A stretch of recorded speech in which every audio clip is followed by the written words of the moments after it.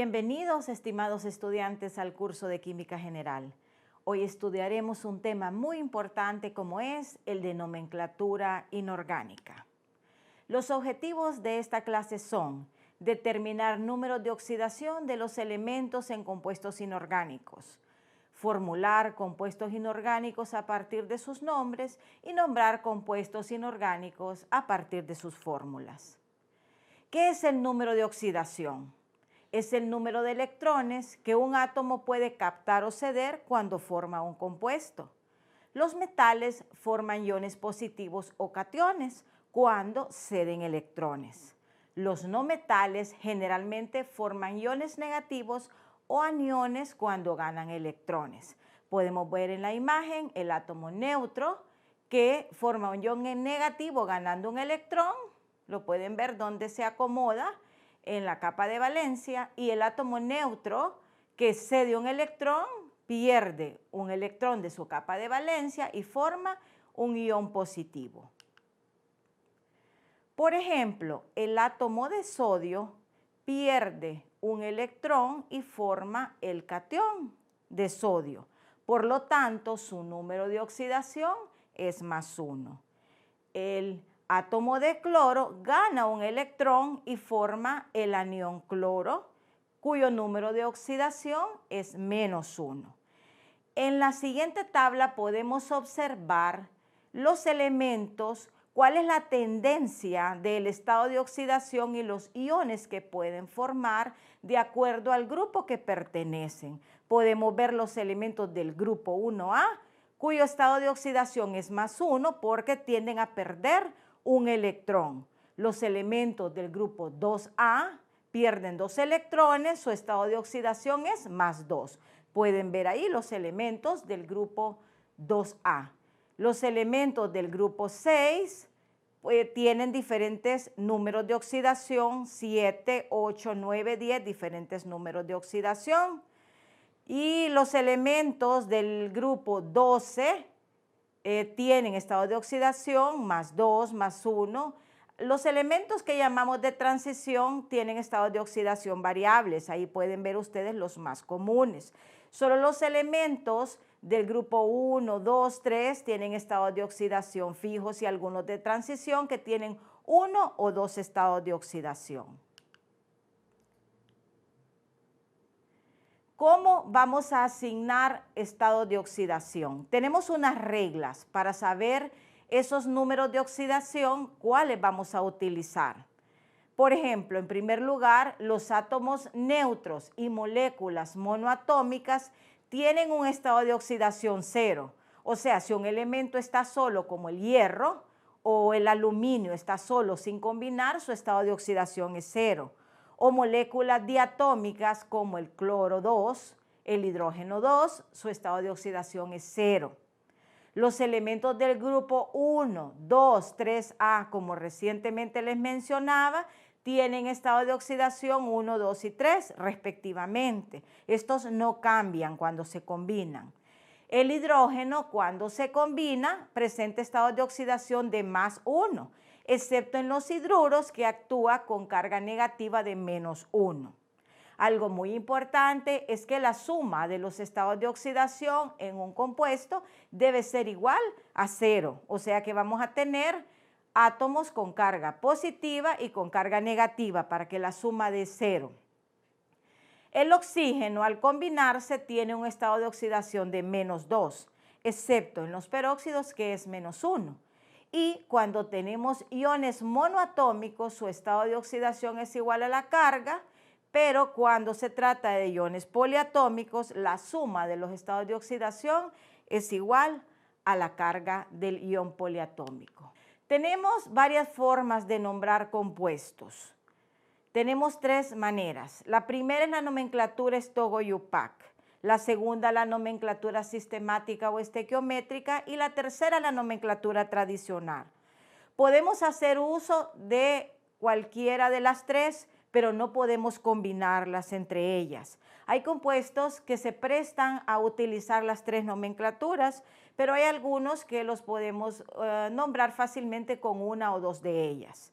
Por ejemplo, la nomenclatura Stogo-Yupac es aquella en donde se nombra en primer lugar el elemento más electronegativo, que es el que se escribe o está escrito a la derecha de la fórmula. Luego la preposición de y a continuación el elemento menos electronegativo. Cuando el elemento menos electronegativo tiene un solo estado de oxidación, no hay ningún problema, solo se nombra este elemento con su nombre como aparece en la tabla periódica sin cambiarlo. Pero cuando este elemento origina varios nombres de acuerdo al número de oxidación, porque presenta varios números de oxidación, como es el caso del hierro que trabaja con 2 y 3, tenemos que especificar este estado de oxidación entre paréntesis y con números romanos. Por ejemplo, el hierro que trabaja con 2 y 3, tenemos que decir óxido de hierro 3. El elemento más electronegativo se nombra con la terminación uro, excepto en los óxidos, que se denomina óxido. En la nomenclatura sistemática o estequiométrica su nombre lo dice. En esta vamos a indicar cuántos átomos de cada elemento hay presentes con los prefijos numerales griegos que nos indican cuántos átomos hay. Recuerden los prefijos numerales griegos: mono, di, tri, tetra, para indicar cuántos átomos hay de cada elemento. Por ejemplo, en el mismo óxido de hierro 3, aquí diríamos trióxido de dihierro, para indicar que hay 3 átomos de oxígeno y 2 átomos de hierro. Y en la nomenclatura tradicional utilizamos las terminaciones del átomo más electropositivo, las terminaciones oso e ico, oso para el menor estado de oxidación e ico para el mayor estado de oxidación. En este caso, como el hierro está trabajando con su estado de oxidación mayor, que es +3, se denominaría óxido férrico. Vamos ahora a estudiar los compuestos binarios. Como su nombre indica, están formados por 2 elementos. Estos son los óxidos metálicos formados por oxígeno y metal, y no metálicos por oxígeno y no metal. Los peróxidos metálicos, los hidruros metálicos y no metálicos y las sales binarias. Compuestos binarios formados por 2 elementos. Como podemos ver en la imagen, tenemos el oxígeno con el aluminio. Se escribe en un orden, el menos electronegativo a la izquierda y el más electronegativo a la derecha. Se intercambian los números de oxidación, pero prescindiendo del signo. Esto lo hacemos solo para buscar la neutralidad eléctrica. Y siempre que sea posible, se simplifica. Como vemos en la imagen, hemos unido el ion hierro +3 con el ion oxígeno -2, intercambiamos las cargas y ahora esas cargas nos sirven como subíndice del otro átomo.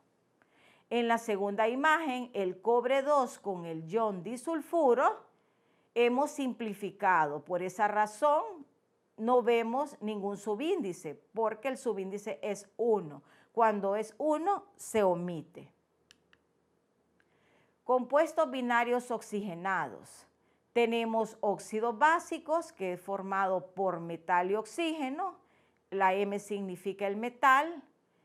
Óxidos ácidos o anhídridos y peróxidos, en donde el oxígeno está con la carga de -1. Combinación de oxígeno con metal, los óxidos básicos. Tenemos, por ejemplo, el óxido de sodio u óxido sódico. Óxido de cobre 2, óxido de cobre 1. Si notan acá, podemos utilizar las nomenclaturas que veíamos al inicio, la IUPAC, la sistemática o la nomenclatura tradicional. En el caso del sodio, como es un estado de oxidación fijo, simplemente decimos óxido de sodio. En el caso del cobre, sí necesitamos especificar porque trabaja con dos cargas. Entonces decimos óxido de cobre 2 y óxido de cobre 1. También podemos utilizarlo en la tradicional, como pueden ver en la imagen. Combinación de oxígeno con un no metal, que comúnmente se le llama anhídridos. Los más comunes son el dióxido de carbono y el monóxido de carbono. Podemos ver que también se les puede llamar, ¿verdad?, óxido de carbono 2 y óxido de carbono 4. Pero comúnmente los conocemos como monóxido de carbono y dióxido de carbono. También tenemos el óxido de azufre o trióxido de azufre. Más fácil nombrarlo por la nomenclatura estequiométrica. Los peróxidos es la combinación del oxígeno con un metal del grupo 1 o 2A. Recordemos que en el peróxido el oxígeno tiene una carga de -1, pero el ion peróxido es el O2, O2 menos 2, porque internamente está trabajando con -1. Ejemplo, peróxido de sodio, peróxido de calcio. Y el peróxido de hidrógeno más común, el agua oxigenada, nombre común, ¿verdad? H2O2.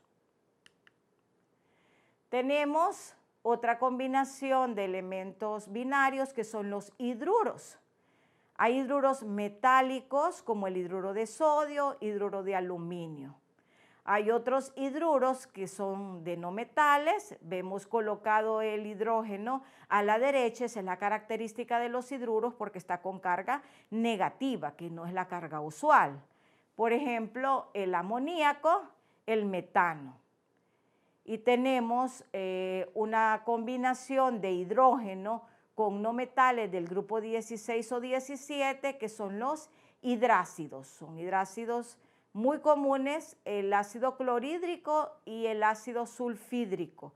En este caso ven ustedes que el hidrógeno está a la izquierda, o sea que está con carga positiva, con carga +1, que es su carga usual. Y finalmente en los compuestos binarios tenemos las sales. La sal es la combinación de un metal con un no metal. En las sales binarias tenemos las sales neutras. Vemos el elemento electronegativo a la derecha, el elemento menos electronegativo a la izquierda, por ejemplo, sulfuro de sodio, cloruro de calcio, siempre teniendo el cuidado de especificar el elemento menos electronegativo si la carga es variable. Tenemos sales volátiles como el sulfuro de arsénico 3 y el cloruro de fósforo 3. Y ahora tenemos los compuestos ternarios que son formados por 3 elementos. Ellos son los hidróxidos, los oxiácidos y las oxisales. Los hidróxidos son la combinación de un metal con el ion hidroxilo, que es el ion OH-. Este ion, como es el producto de la combinación de oxígeno con hidrógeno, tiene una carga de -1, es un ion poliatómico. Tenemos, por ejemplo, los hidróxidos más comunes, hidróxido de sodio, hidróxido de hierro 2, hidróxido de aluminio. En los oxiácidos, estos resultan de la combinación de hidrógeno, no metal y oxígeno. Estos tienen nombres comunes y entre ellos tenemos el ácido sulfúrico, el ácido nítrico, el ácido carbónico y el ácido fosfórico. Cuando estos oxiácidos reaccionan con hidróxidos, producen las oxisales y las terminaciones de los ácidos de ico pasan a las sales ato y de oso pasan a ito. Por ejemplo, tenemos el sulfato de hierro 2, el nitrato de sodio y el carbonato de calcio. Estas son oxisales formadas por un ion poliatómico negativo y por un metal. En resumen, los compuestos inorgánicos tenemos los binarios que están formados por 2 elementos, entre ellos los óxidos, que hay básicos y ácidos, los peróxidos, los hidruros, que son aquellos formados por hidrógeno negativo con metales, con no metales, las sales que hay neutras y volátiles. Y en los compuestos ternarios tenemos los hidróxidos, los oxácidos, las sales neutras. Dentro de los oxácidos tenemos los oxácidos más usuales, los oxácidos dihidratados, diácidos, peroxiácidos, tioácidos y los aniones. Como actividad final, resolverán los ejercicios propuestos en la semana correspondiente en el Blackboard. Cualquier duda o consulta, no duden en escribirme a mi correo electrónico.